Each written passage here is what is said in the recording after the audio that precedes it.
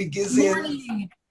Okay, chapter 8, Standing on the Shoulders of Giants. I don't know how you guys felt. I really liked this chapter a lot because I know that I have fallen into that pit of academic type of sterile writing style. And he starts off talking about how we are all kind of conditioned into that kind of writing where it's long sentences, trying to use impressive words, like using our vocabulary to kind of I don't know, maybe impress other people, instead of really connecting with the person who's reading our letter or our email with short, impactful, precise words. We're kind of too much. Anybody else feel like you fall into it a little bit or no? Yeah. Yeah. You Absolutely. do, John? I don't know if you guys remember this, but when we were talking about a different book. But the New York Times actually puts out content at a high school sophomore level. Wow. And because I was struggling with something with the same thing with automotive dealers. And we actually start putting it out at a grade school level. Bright colors, shapes, stuff like that. We send the engagement on the content go straight up. Right. Wow. Well, most news outlets try to be on a 6th grade level. Yeah. Yeah. I'm good with it. You what, CJ? I'm good with it. I like the 6th grade level. I do too, because it's easy to read. It's just, I've always kind of been of the opinion that you should say it in as few words as possible. Right. Yes. And he got into this whole thing of found the newsletter of who became his mentor, a copywriting genius who wrote over-the-top compelling words on paper. And I love our author in this book in Ask because he is so industrious. This guy immerses himself in everything that catches his interest. Have you guys noticed that? Yeah. I mean, oh my gosh. He's a go-getter. He what, CJ? So he's a go-getter. Once he makes his mind up, he's to say the least. Oh my gosh. I mean, it's like he decided, I'm going to learn to write like this guy. So he immersed himself.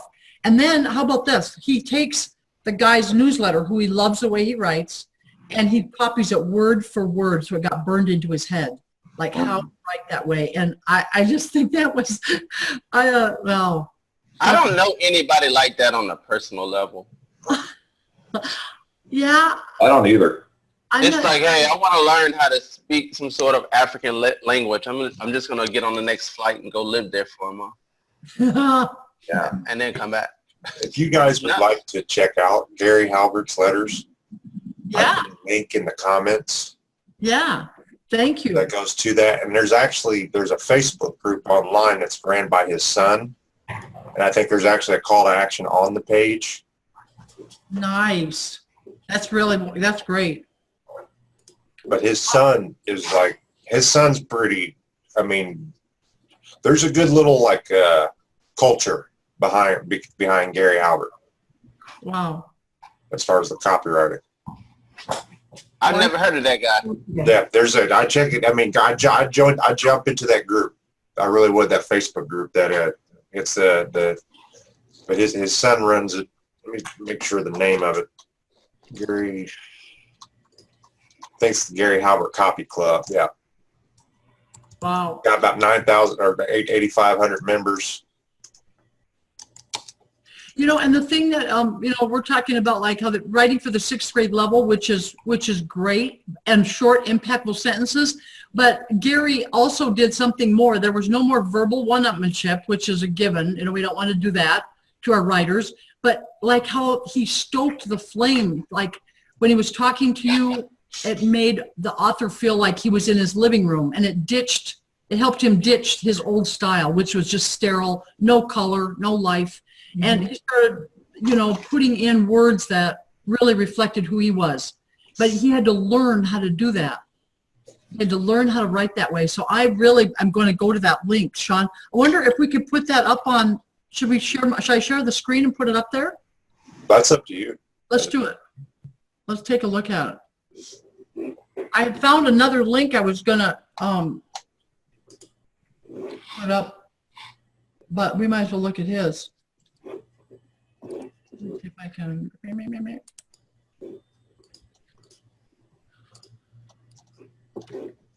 Oh, what does it mean? I don't want to log into Facebook to do it. Well, that's the group. The first link's the actual website. Oh, it's a Facebook group. Yeah. Oh, I got you. As I'm saying, it's like legit ran by his Gary Albert's son. Mm. Oh, maybe I'm really not the one to share that. Does somebody else want to share it on their screen? I'll do it. Okay, thanks. I'm going to stop share. Oh, look at these babes. Those hotties. Yeah. Actually, it looks like both his sons. I didn't know he had two sons. It's ran by Bon Halbert and Kevin Halbert. Yeah, Pat, when you write love notes, I saw a couple of your posts and I haven't looked at them for a while. I want to go back in and read them, but I'm guessing you've captured that kind of a style where you're really talking from the heart and not this stiff writing, you know? Oh, yeah. Totally. Putting personality into the writing, which sounds like this Gary Halbert has actually mastered. I'm anxious to see his stuff here. Yeah, I got it up on the screen here. Yay, Sean, look at that. Oh, sign up. What country are you from? USA. How'd you learn about Sean? Ryan Levesque. My buddy, Sean. You know what I love about, another thing I love about the way we do our club, our book club, is the share screen feature on Zoom is such a plus. It's an awesome tool when you're working with people all over the place, isn't it? Mm-hmm. A learning Yeah, tool. so, all right, so I'm not in, so I don't get to see the, Go to the first link, if you would. okay, hang on here. I'm going to turn off screen sharing for a second. Okay. So I can You know, get and the thing while we're looking for that, Chuck, while you're looking for that, I love that he said, and when the student is ready, how the teacher appears. And then after he worked on burning this writing style into his head, which we're going to look at in a minute, then he finds Dr. Glenn Livingston, who was a totally different kind of person, couldn't have taught a different message than Gary Halbert, but how to choose your market. And he was like a geek. And we're going to talk about that in a minute. But I thought, okay, so once you learn how to write, here comes this guy who teaches him how to really find your market and then design what you want to provide to the people, the market. Mm-hmm. Sean, I'm not seeing a first link. All I see is the Facebook one. Maybe because I was in here for everybody. Hold on. I try to put it up for, here, I'll post it again. Should we keep going and then come back when? Yeah, I'll come back around to it. Okay. So, and let me ask you guys what you think about this. The Glenn Livingston part of this chapter was about, he found this $17 class that this guy was offering online. And he said, even for me, it was a lot for me to buy anything online for $17. I didn't know if it was really going to be worth, like, how to choose your market. But he went ahead, he thought about it, and he went ahead and bought it. Then he ended up buying the $200 system, and the package arrived to him in China. And again, like you were saying, CJ, this guy's off the charts crazy to learn new things. Absolutely unflappable. His wife was working on her PhD. He was in China alone at night. So what did he do? He digs into this whole thing that's really a geek-ridden system, lots of analysis, statistics. So he goes from writing like a impactful, colorful, non-academic to this wild statistical geek. But he's learned that focus on your market, focus on who you want to reach, and then design what they want. What does your market really want? And I wanted to ask you guys, do you feel like you know or learning maybe different things that your market really wants that you can deliver? I can share an example of mine. I'm learning that there are a whole lot of people out there who want help buying a gun. They don't want to go buy a gun by themselves because they don't know enough about it. So they want somebody to help them, show them a number of different guns, how to shoot them, how to clean them, hold them, everything, and then help me buy one. So I've got a market that want that. And I haven't been offering it, but I think I'm going to start. I agree. It's intimidating. It I don't is. know anything about guns, but when I went to look into it, there's so many options, and this is good, this is bad, and I'm like, Oh, just rows and rows of them. And of course, everybody's got their opinion, Yeah. right.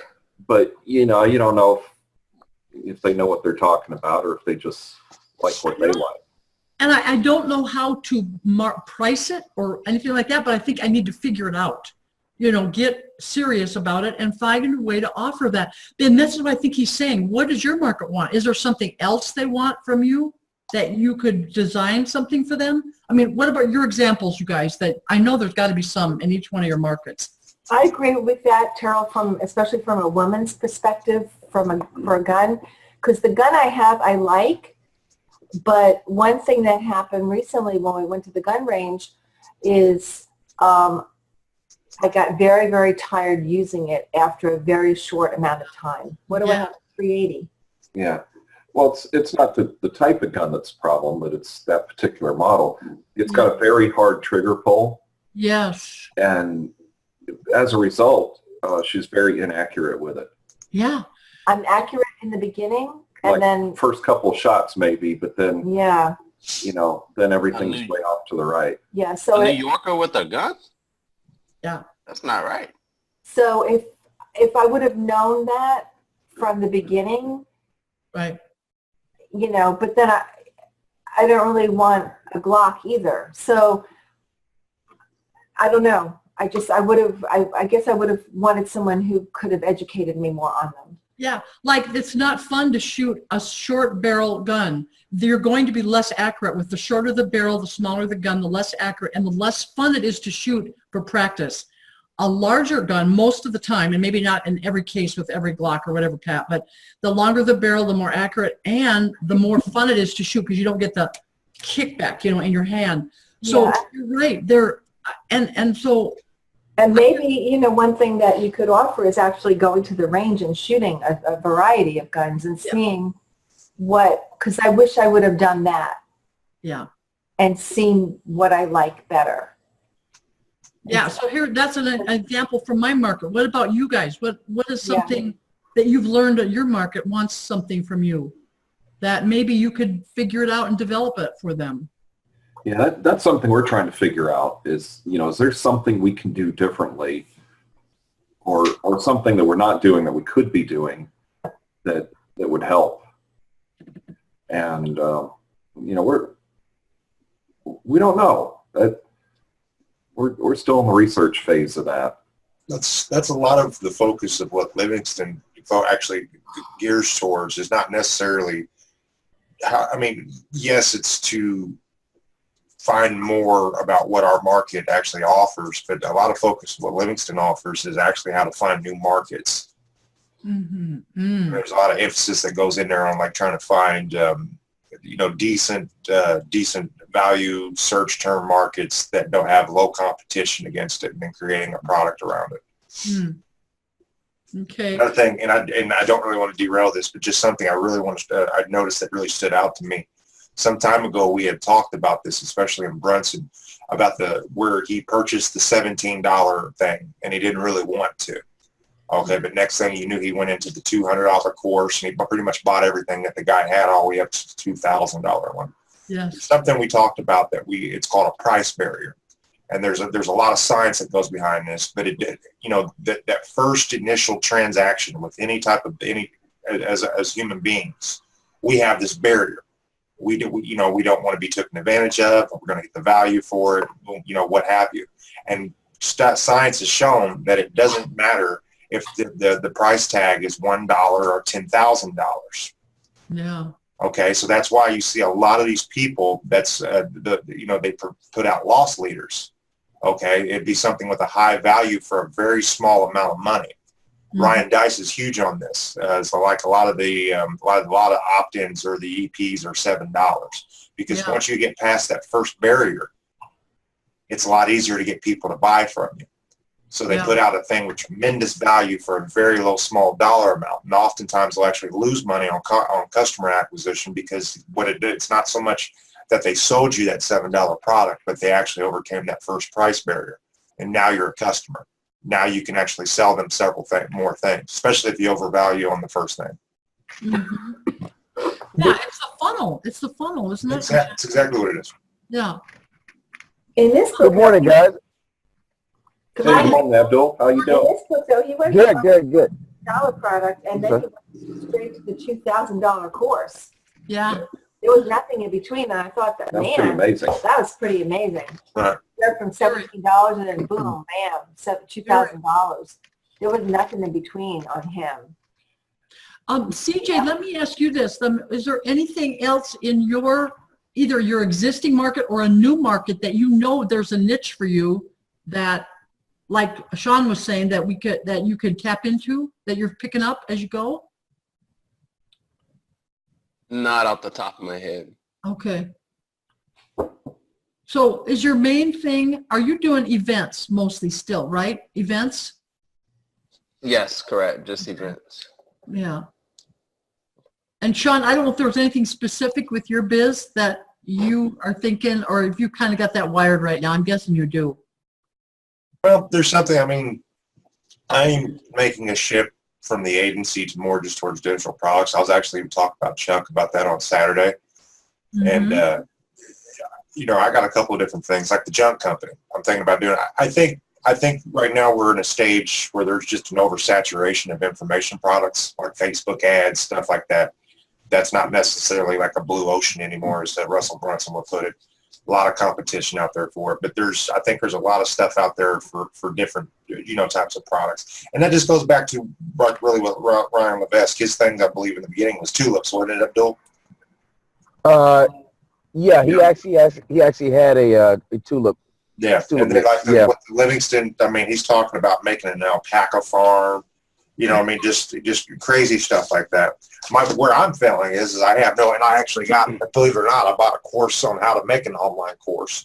So that's you know, it's the structuring of the course.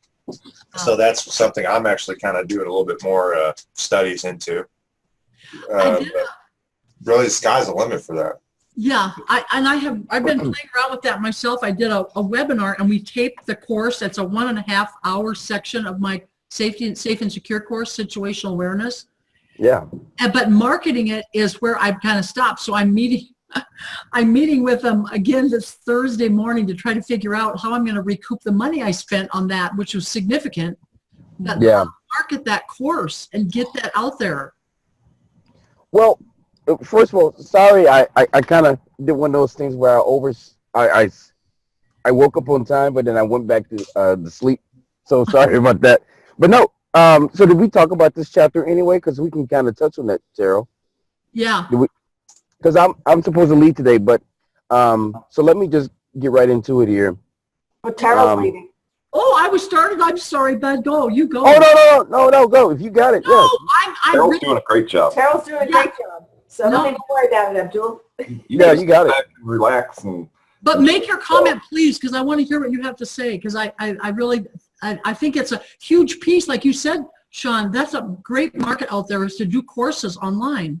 And how are we going to market that? Did you talk about who is it? Gary Hubert. Yes. Oh my gosh. In fact, we're going to look at a link, Abdul, that shows his writing. We talked about short, impactful, colorful writing. I would love to look at that. Gary Halbert, yeah. So I just like his approach. I mean, like, we're talking about the guy for 5 months literally wrote word for word of his newsletter. Right. Now, I may glance at a newsletter, but to write word for word, I can see how you can actually learn, because he wasn't necessarily looking like for the words. I guess he was looking more for the style of what he was writing. Yeah. Which I thought, even though he studied the Chinese and he did all these other different things, I think they helped him actually really get deep into this newsletter. Would you guys agree? All those other things he did? mm-hmm. Yeah, and Abdul, we were talking about, and Chuck and all of us agreed that it's like we're taught how to make our writing sterile, how to remove all the color and the personality, real corporate, the style, real, nothing, and using big words as kind of verbal one-upmanship. And We got to quit it and go back to, like Chuck said, short, impactful sentences, words that show who we are and what we have to offer. Yeah, agree. quick, clear communication. What's that? Quick, clear communication. Yes. Boom. I barely want to speak to folks, yet alone write letters. Well, should we look at that link of his letter? I would love to see some of it. And Abdul, the guy is unflappable. He immerses himself in everything. Really? The author. Yeah. You want me to put that up on the screen for you, Terrell? Would you? That'd be so great. Yeah, I'd be happy to. Just hang tight here for a second. Albert letter. Have you seen his work, Abdul? Gary Halbert's writing? I've never even heard about him until yesterday. Oh. It reminds me of Russell Brunson a little bit when he was writing all those letters, the Seinfeld stories, and the I forget what the other letters were. Crazy thing is Brunson, like again, it all started with Dan Kennedy, in my opinion, and Dan Kennedy was a huge Gary Halbert fan. Wow. Here we go. So he has a Facebook page, huh? Oh, they got a group. Yeah, they got a whole group that's ran by his sons, which I thought, I knew of one son. I didn't know of the other son, so I actually went and looked at the admins. Because he's not alive, right? No, he passed away. Oh, Damn, these are long. yeah. Yeah. Okay, here it is. Wow. All right, so yes, I'm familiar with the style. It, very long form, but very short sentences. And the spacing. Just a few. The spacing. Not the whole page, but just like a few paragraphs. All right, I'll just kind of pick a random up. Okay, here's one I like. Gave Gary 10 months to come up with a master plan to take over the world. And by definition, that's exactly what he did. He left Boron and took on the world with a passion and a vengeance that was unstoppable. The truth is, he was still working while in Boron. So you can see here, it's very short, snappy sentences, and what I like to call visual gulps. Like each one is a little bite. Right. It's not paragraphs. It's little bites of sentences. Very good. And very easy to speak. It's written the way you would speak it. I like this one, Chuck, where it says, because a pent-up person can only think of all the things they will do once they are finally free.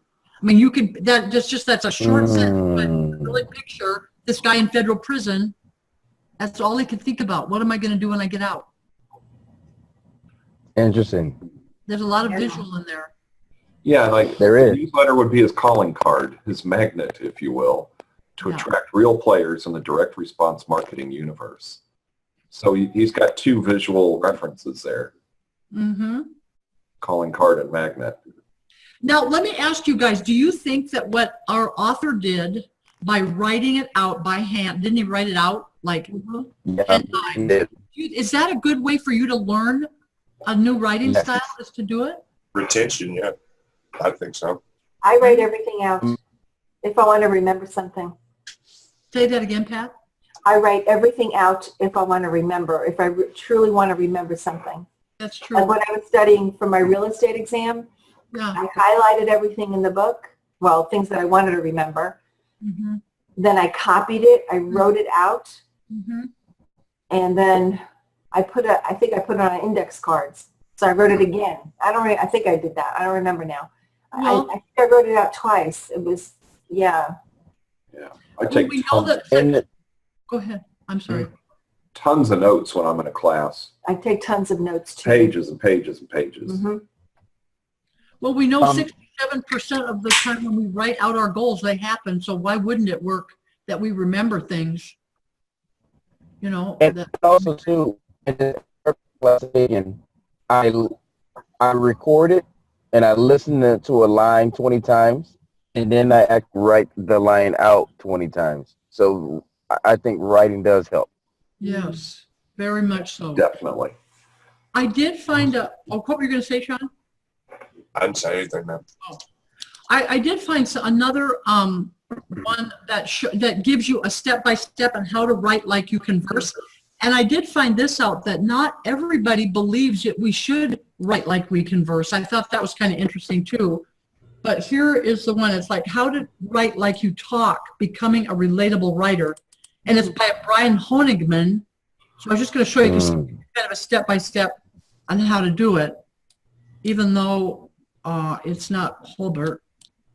But I kind of liked his techniques that he gave you.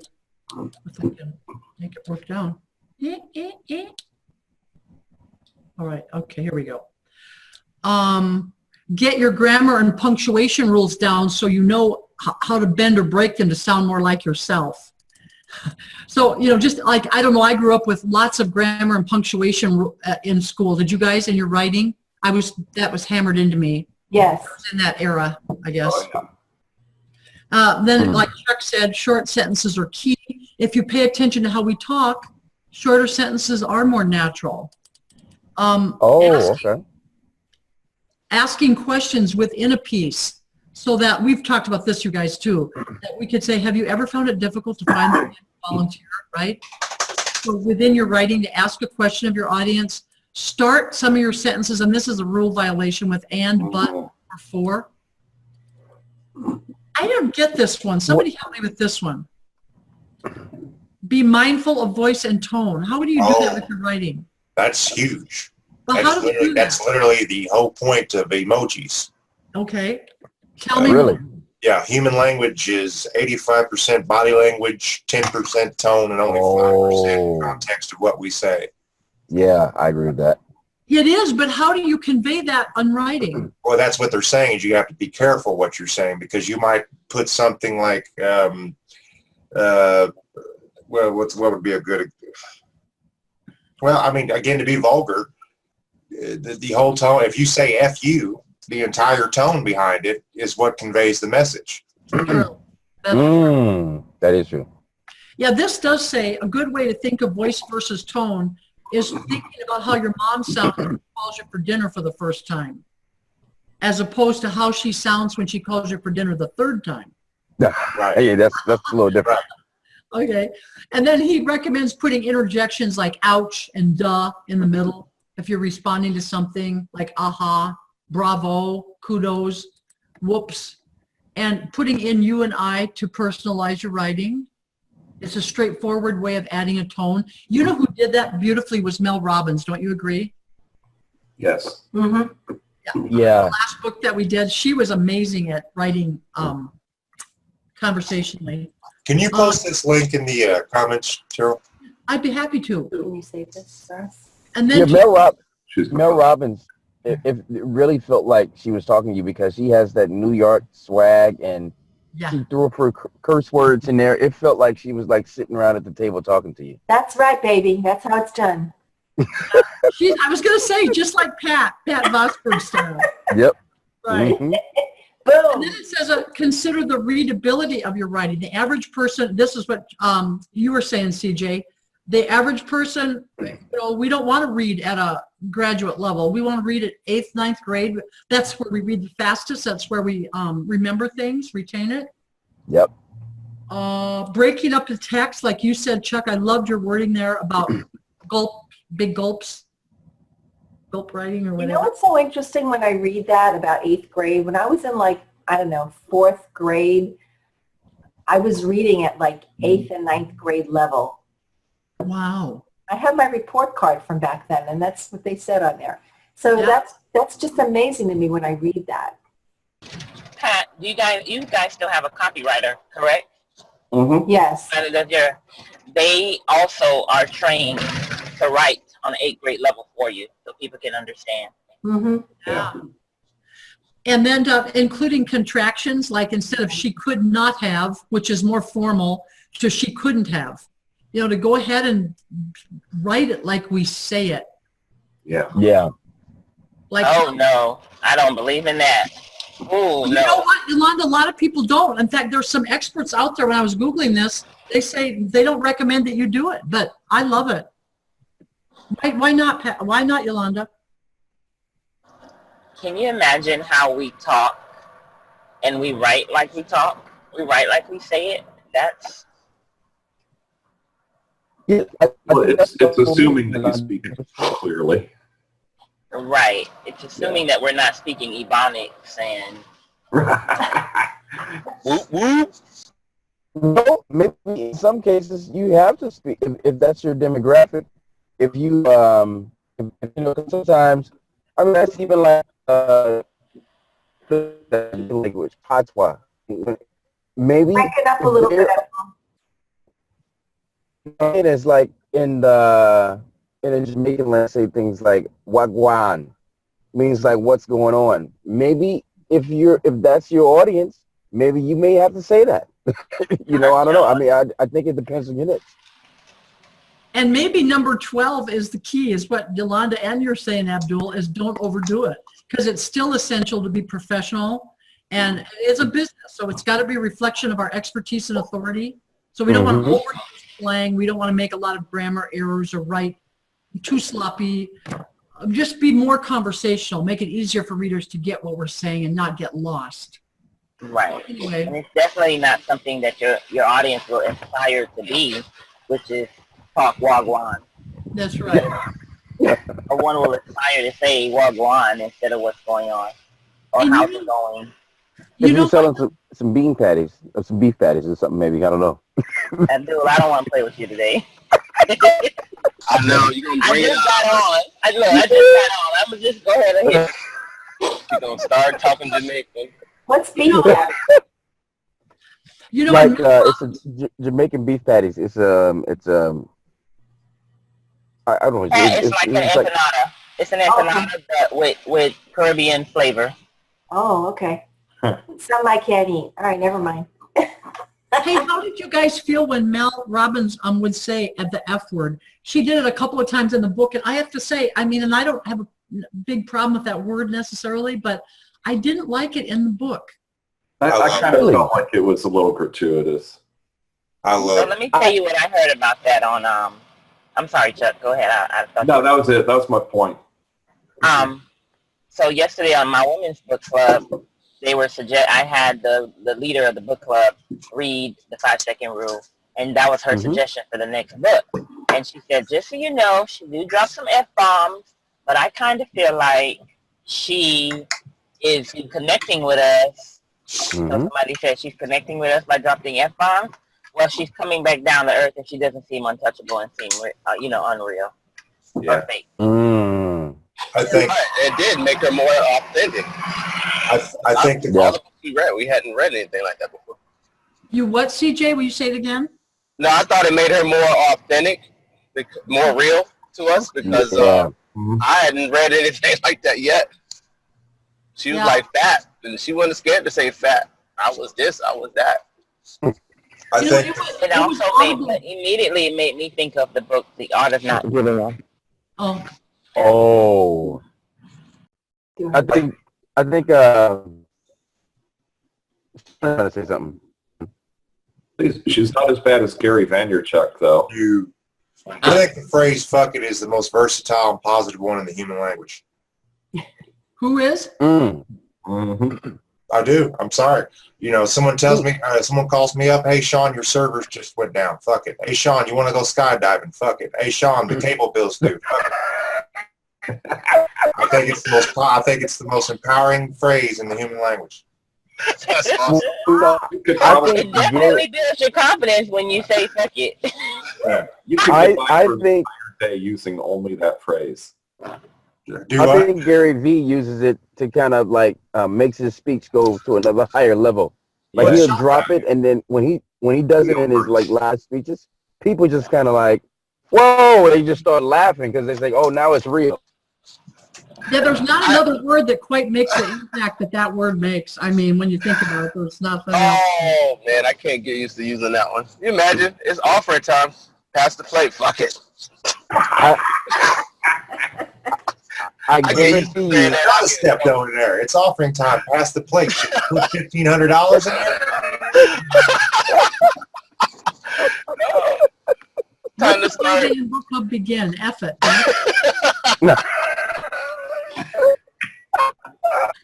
Yeah, it's definitely a word that makes you wiggle in your chair a little bit. Oh yeah. Well, for real. it's the tone in which it's used, right, Sean? Exactly. Yeah. Because Sean's the expert. Love that phrase. Oh my god. That's a great book title. It is. Yeah, it makes you want to buy it. And I mean, just for reference, that book that you mentioned, I never actually got to read the book, but I bought the audio book, The Art of Not Getting It. That's awesome. It is awesome. The TED Because Talk it on is that, true. she's The less amazing. the less you care, the less stressed out you are. Yep. I find that to be the truth. I do. Piss people off, especially when they think it's an emergency, and you hit nonchalantly. That's it. I'll bet King of in that, your you guys. business, man. CJ, in your business, I'll bet that would go over great. I had a scammer yesterday on trying to buy my truck. I urgently want to buy your car, he said. He messaged me. Pat used the F word. Yeah, that sounds like a scam. That sounds like a scammer. Yeah, he wanted me to call back and then dial 43 on the number to get back with him. I'm like, you think I was born yesterday? I'm from New York, buddy. F off. And no one can use the F word like New Yorkers. They prefer. No, you're right. Actually, when my New York accent comes out, it's like all over. Yes, I hear one. Yeah, And I blocked them. New Yorkers just work it in masterfully. Yeah. True. Whereas, like when Gary Vee uses it, it sounds awkward. Not But- me. But you know, because he's Canadian, Canadians are. No, he's Russian. He is? Yeah. I thought he was from Canada. No, he's American is what he is, but he likes to. It's hard for it to be came over when he was 5 or 6. Canadian. Well, anyway, Yeah, exactly. anyway, it's Yeah, a he's little Russian. awkward when he says it, but when a New Yorker says it, it just flows perfectly and you don't even hear it. Yeah. Mm-hmm. I used to deal with that like growing up, like a dude would like, when we lived in smaller cities and something like that, someone would, they lived the first 4 years in their life in Chicago and then they moved to BME and they're like, oh, I'm from Chicago. Bro, you're 32 years old. You lived in Chicago for 4 years. You're from Podunk, Kentucky. Good line. That's where you're I from. thought you said BFE. Well, same. Wow. That's funny, Sean. Abdul, did you have anything else that you were, because since we were both kind of thinking, just kind of, what else were you thinking from that chapter that, either from the first part on the writing or the second part on finding your market? What else were you? Well, but I saw the sacrifice. So while he's studying for 5 months, in a whole other city in China, she's in Hong Kong, working on her PhD. Yeah. I thought, how many of you guys would pack up everything and say, hey, don't worry, honey, go do your job there. I'm going to go get my PhD in Hong Kong. I don't know if anyone else thought that was crazy. But I see you I thought it was normal. My wife would have been like, nope. Alana would be like, yeah, let's go. I love being with Chuck too much. I would miss him too much. We like being And I together. wanted to go to Virginia with CJ. Yeah, because I'm good to have around. Yeah. Mr. Handyman. I'm just saying that extreme sacrifice to pack up all your things and the wife not saying, you're crazy, that's out of the box. And then she goes to Hong Kong and then does that. Life is out of the box. You're breaking up. It's a sacrifice, Abdul, only if you're attached. And when you're not attached to things and places, you'll go. Let's go. Yeah. And I mean, I'm attached to America and like real cooked food. Yeah. Yes. I would do it in a heartbeat, though. It's like we would go together. From what little bit he said about her, it sounds like she's a very remarkable person also. Mm-hmm. Sounds like she's a ride or die. Yes. Yeah. Tara, I'm trying to see. Oh, Tara, he talked about Dr. Glenn Livingston. Mm-hmm. Has anyone ever? Oh, she's not there. Has anyone heard of Dr. Glenn Livingston before? I'm friends with him on Facebook. No, I'm not. I haven't heard of him. Is he alive? Yeah, I'm friends with him on Facebook. Okay. Well, I guess that's where he actually learned how to choose the right market. And because I noticed with Pat Flynn, like I think I said it here before, with Pat Flynn, he does smart passive income, but then he also has a food truck niche, and then he also has a security guard niche. So I'm wondering, is that what the is that where Pat Flynn got his thing from? Was I breaking up? A little bit. Oh, just let me know. Can you hear me now? Is it better or? Yeah, that is. Over that's here. it. Okay. Well, I was saying Pat Flynn two niches. Actually more than that. So he has smart passive income. He has the security guard niche, and he has the All right. food truck niche. Yeah, security Breaking guard, up? truck. Yeah, it's still breaking up some. But yeah, security guard, food truck. Security guard, food truck, and the yeah, that's what he actually talks about. Is a security guard and food truck. Mhm. Hmm. Wow, those are And two opposite end of the spectrums. A Yeah, food totally truck unrelated. and a security guard. well, but what he talks about is Glenn Livingston talks about not only you don't pick niches that you say, you know, what else am I interested in? You actually start off by doing Google searches. Oh. Breaking up still? No, I No, don't understand just- about the Google searches. So what do just you mean thinking. do Google searches? Like, what are you searching? And how- Well, what? and Sean, you probably can help here, but what I'm gathering here is that there's certain things that they look for. Like when you go into in Google AdWords, you'll see that some keywords have like it's very high, and let's say it gets, I don't know, 1 million searches a month or more. I see. That right there is considered to be extremely competitive. You mean like stuff that's trending? That kind Well, of. it's you can use the keyword planner in AdWords, like you said, or you could also use. But people use that, and they use a combination of Google Trends. But what you try to Yeah. look for is something that has medium to high monthly searches, but it also has it also like the keywords tool is a better one than Trends in my opinion. But it also show you the competition on the keyword. Like if you guys were to Google real estate, you're going to see a very high amount of searches, but it's going to have a very high competitor keynote on it because there's a lot of competition in that.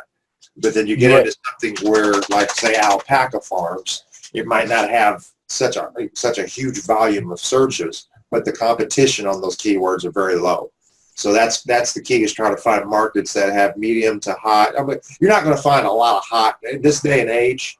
You're not going to find a lot of high term keyword searches that have low competition. So you kind of got to look for the ones that like medium search terms that have low competition.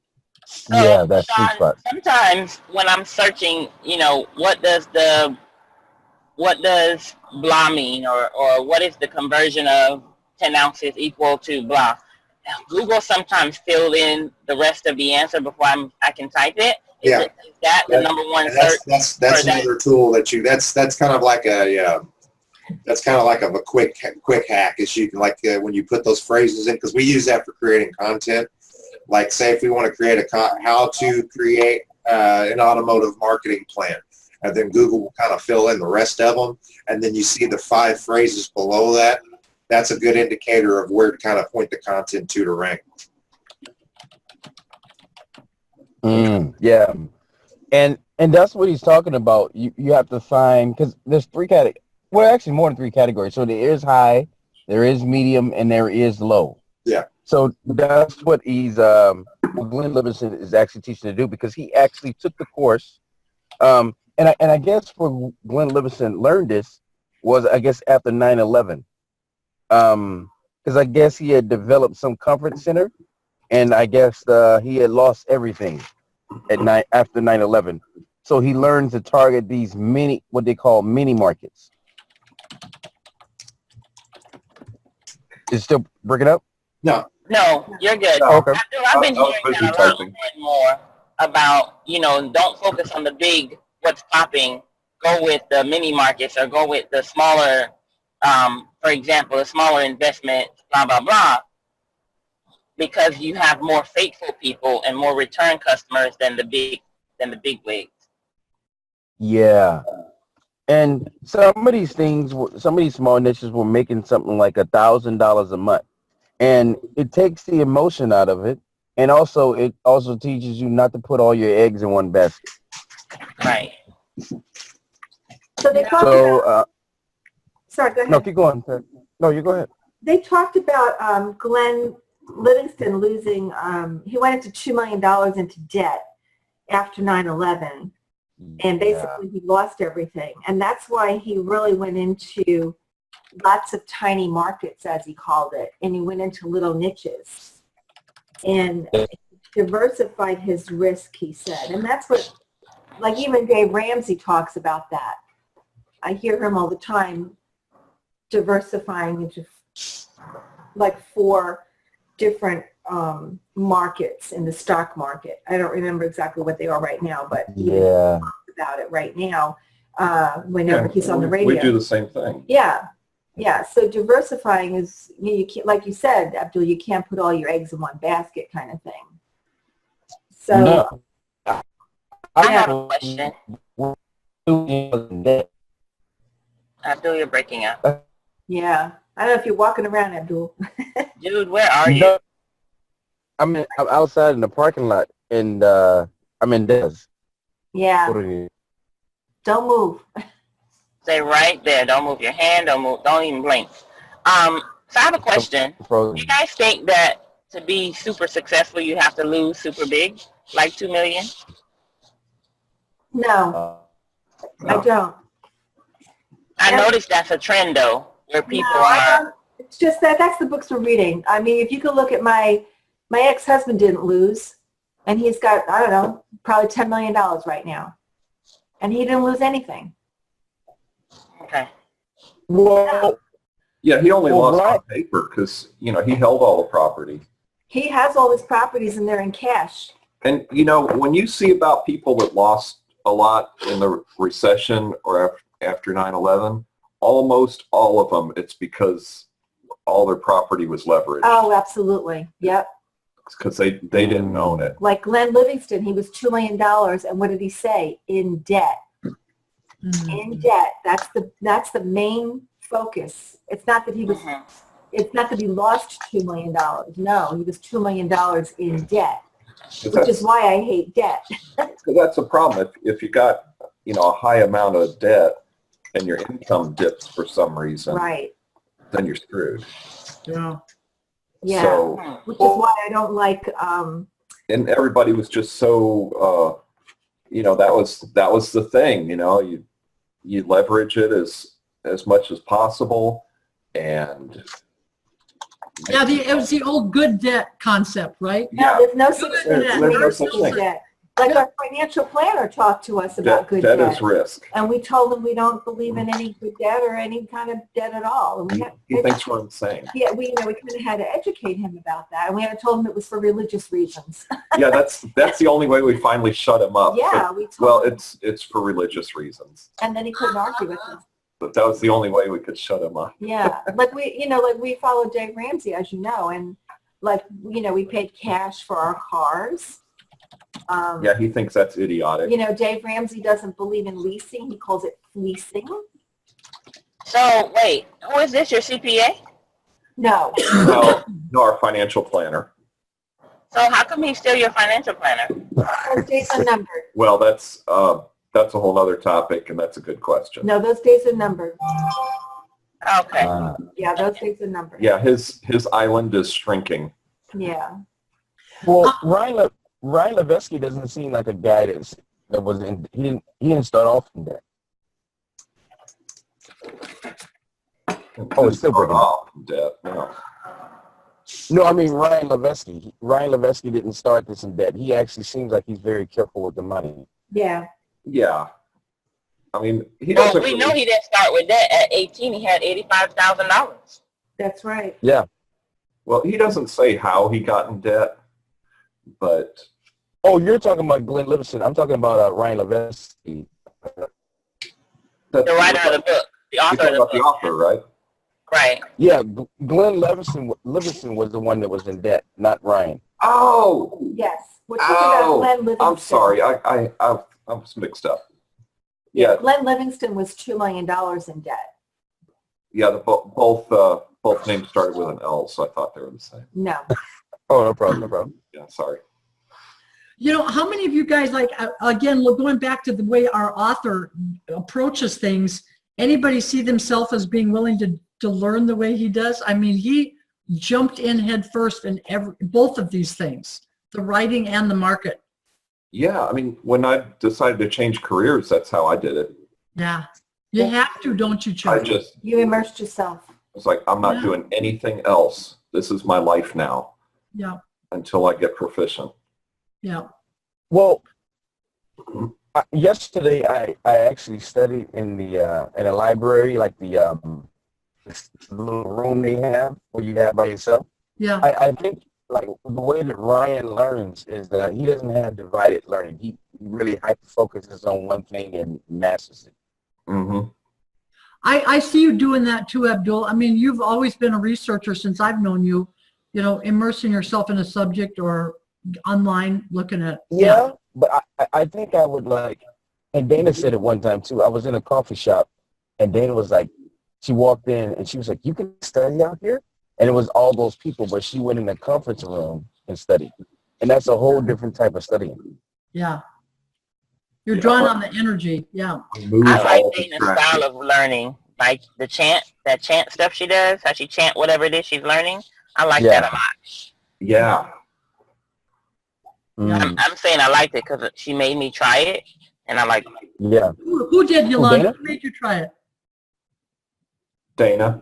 Oh, Dana. Oh, cool. Dana, when we were going over scripts and she was teaching me scripts, that was one of the things. She was like, you know, enchant it, write it out, enchant it till you memorize it. You know. Yeah. Oh, wow. Very good. That really burns at both ends. That's good. Yeah. Well, anyway, that's all I had from that chapter. That was a good chapter. I loved it. I'm really liking this book. Yep. Yeah. Me too. I'm trying to think what's in it. I think that's pretty much it. He's not really going into like he talked about the Google stuff, but he's not really going into about how to actually do that. I think he's going to talk about that next. Yeah, and the formula, isn't it the formula for finding your market? Yes. Your new market? Yeah. Who's teaching that? Oh, we didn't assign anybody, did we? No. Chapter 9 tomorrow. Chapter 9? Tomorrow's taking the leap. We're all going to jump tomorrow. If no one else will do it, I'll do it. You know what's weird? Not last night, but the night before, both Chuck and I had dreams about cliffs, about falling off cliffs, independent of each other. And then we told each other, whoop, whoop, whoop. Isn't that weird? But usually dreams don't have, they're like riddles, because that, like, you would think like, oh, are we going to fall off? But then it means something totally different. I know. No, we don't believe that dreams have meaning. No. But I'm not one of those dream analysis Really? believers. No. You think don't just- believe dreams? No. That's That shocking. meaning? Shocking, Pat. It's very shocking. I think they're just There's a random reason- thoughts, and They just- our brain strings them together in a storyline. Yeah, it was just weird that we both had Oh. them like independent, and nothing happened during the day. We didn't talk about cliffs during the day. We didn't see anything during the day. Or mine happened in the travel trailer, and Lucky was in the travel trailer, and the trailer was going over a cliff, and I jumped in the travel trailer to save Lucky. I've had many deja vu situations in a dream. Really? Oh my gosh, yeah. I think it's weird that you guys are into the Bible and you don't believe in dreams. That's what I think about it. Well, maybe we're talking about two different things. You know, inspiration and dreams. You know, just garden variety dreams that you have at night Yeah, that kind are of two thing. different things. Yeah. Because maybe that could mean that you guys are getting ready to dive deep into something. Like that, I would look at it like that. Yeah. Like, it doesn't mean that you're going to fall off a cliff. It Of means course not. something. Oh yeah. I don't know. Yeah, I could undoubtedly. be wrong. Well, it doesn't matter what it means, Abdul. They don't believe in it. So, Well, like in my case, I don't think the Holy Spirit was telling me to not ride my dirt bike too close to a cliff Yeah, he would Of have course to not. on a dirt bike. because I don't even have a dirt bike. So Exactly. That's why I don't think it. That's why I don't think it means that. I think it means something totally different, and both of Right. you guys have to be ready for it. Isn't that weird? But it's the Well, same night. It was I'm ready really for strange. everything all the time. It was So, just so weird. You to got- see. that, that's guys because you getting ready stay to ready. dive So you deep. don't have to get ready. Ah, that's even better. Anyway, we took Lucky to the vet yesterday because he wasn't feeling good this past week. So I think I was worried about Lucky. yeah, it's on your mind. Yeah. That he would. How did he tell you? Squealing. In a and dream? And crying. Ear piercing squealing. Yeah, and he couldn't go up the stairs. Oh, Yeah, something was hurting him. His back. He told her in a dream, honey. That's right. That's No, crazy. You my got. ears hurt. You guys really My don't ears believe the were dream. bleeding. Yeah, now we have to go to the hearing doctor. Yeah. No, Interesting. poor thing. Now he's on pain meds. He's all drugged out now. Yeah, he's a good dog now. Now he's a good dog. No wonder he's not running around and making you have to go out with him and all of that. I already took him out. Yeah, he's sleeping now. Yeah, he's on a pain Mm. med, he's on a muscle relaxer, and he's on prednisone. Yeah, we're gonna keep him Oh, on. Lord. Holy. That's like a sounds drugged child. out. Yeah, no, he needed that. He was in terrible, terrible pain. Oh wow. Yeah, poor thing. The truck you have tomorrow? Yeah, I'll do it. Chapter 9. Okay. Yeah, if nobody else wants to do it, I'll do it. Taking the leap. I don't care. Yeah, that's a good chapter for us. Taking the leap, because we're jumping off the cliff too much. Yeah, I was gonna say, here you guys are having a dream about the cliff. Now you're about to take the leap. Absolutely. That's right. Yep, Well, in my dream, somebody reached over and helped pull me up. there you go. Oh, That Did was is that what your dream said, Pat? Did someone help pull you up? No. No, I was. What happened at the end of your dream? You climbed your own self out, I didn't you? think I climbed my own self up. Yeah.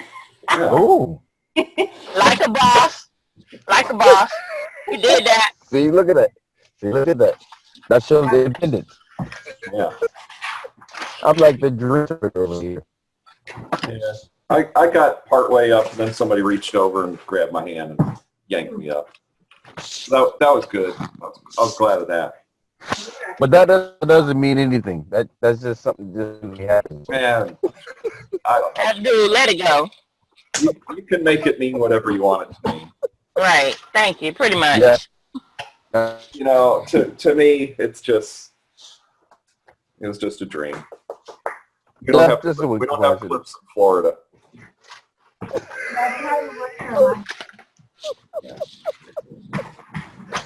Yeah.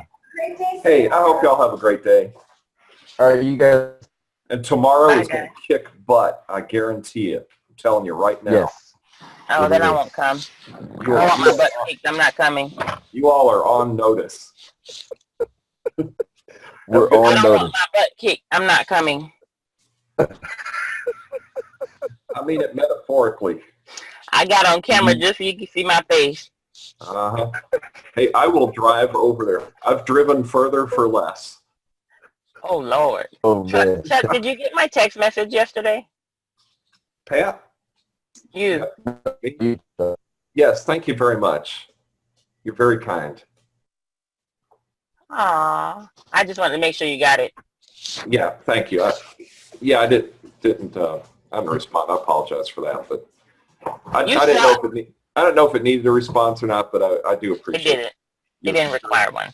You're a very nice lady. That's what they say.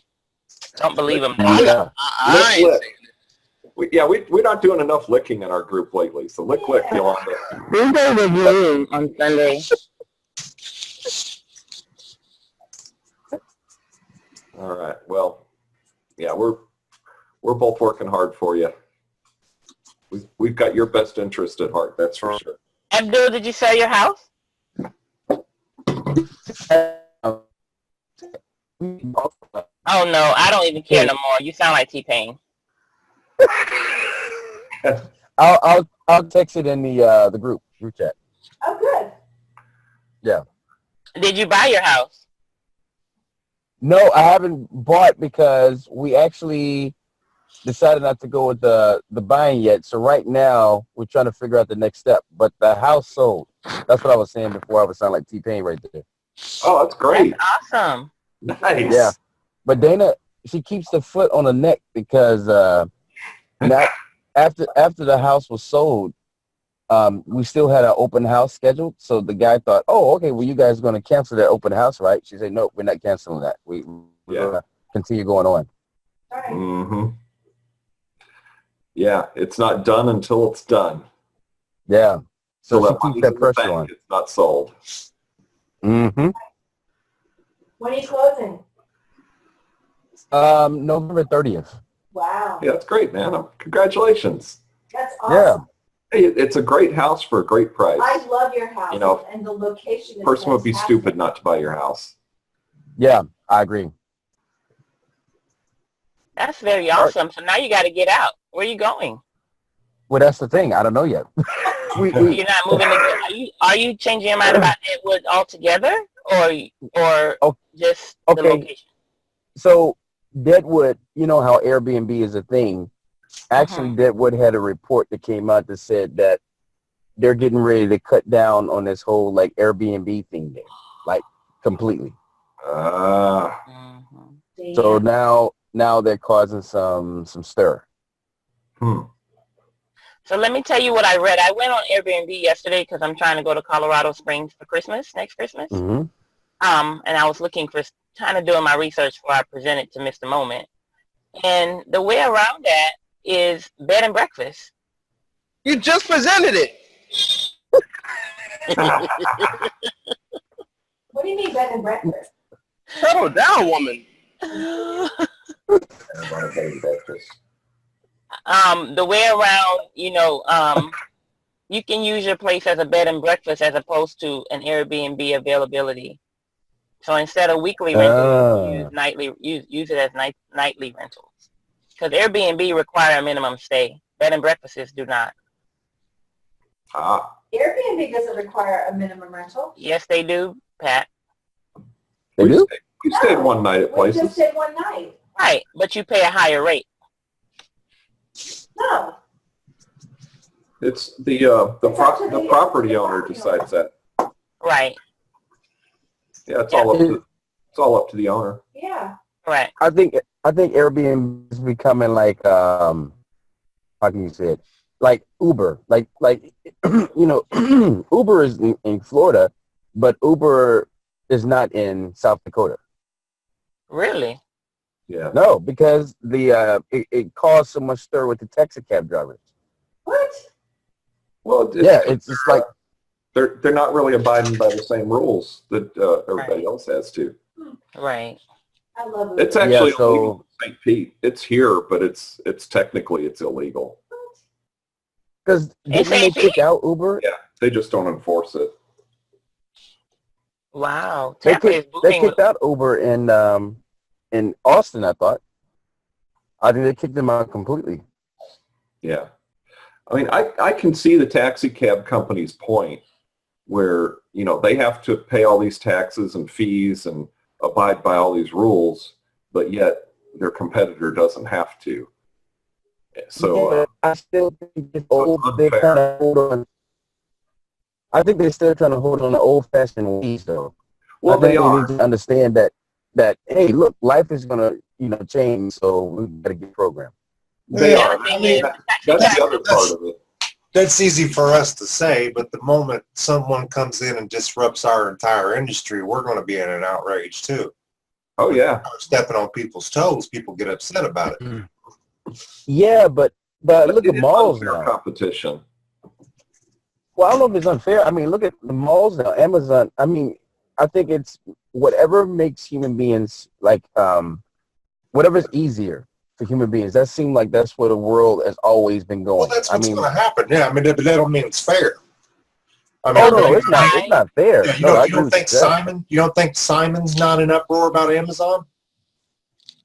Oh God, yeah. Yeah, I mean but it just depends on how much political leverage they have. You know, I mean, I don't agree. I think Uber is coming in and just completely disrupting several industries. There's a lot of people in the automotive industry that hate Uber Yeah. because it's ride sharing. It's ride sharing. You're not going to go out and buy a car when you can just have a ride in 2 seconds with a mobile app. Yeah. And that's what's happening with the Airbnb. Those hotels are losing big time. Yeah. So I mean, there's those just hotels will start tripping. you know, and especially when you're the first one on that one. You know, one of the strongest things that one of my mentors ever taught me is the pioneers get the arrows, the settlers get the land. Right. That's true. That is so That's very true. That is true. Yeah. It doesn't yeah, matter what your industry is in. Yeah. Somewhere It's going to change. In a garage. You just get people in positions where, you know, something's been that way for decades or maybe even a century, and they're not leveraged to change. So they're going to fight tooth and nail. You know what I mean? Well, that's another reason why diversification is good, because you don't put all the eggs in one basket. Yeah, but I mean, who would have said? I mean, hotels have been around, or boarding a human being has been around since the beginning of human beings. Yeah. You know what I mean? How would you diversify on that? No, I mean, take your money that you've made from from hotels or whatever and put it in real estate. Do something else with your money. That way, if that industry leaves, you still okay financially. Yeah. No, I agree. But I mean, if you're sitting on a board of directors and you own a public company and you have shareholders and you're the CEO and you're going to be like, hey, we're going to take this year's profit and next year's profit and completely go against our business model and go out and start buying property, they're going to impale you. Yeah. They're gonna stone you. Yeah, you're not going to be CEO for long. Yeah. They'll be tortured. Then how come that happens? Let me stop. Let me not bring up politics. Anyway, so there's a guy. Let's talk. Bring it up. There's a guy in California, right? I used to follow him because we were in the same network marketing company. He started a parking garage. You know what you guys know what Caravana is? Yeah. Yeah, the one you buy your car online, they bring it to your house kind of thing. So he started a parking company based on that model where you park your car, they pick it up, they store it in a garage, they double decker kind of thing, and you text when you're ready for it, and somebody brings it down off of that. In the city of somewhere in California, I can't think of the name of the city, but in California, they gave him the permits to get it done and all of that. Now that the business is booming, the city wants to come after him because he's taken away from city parking.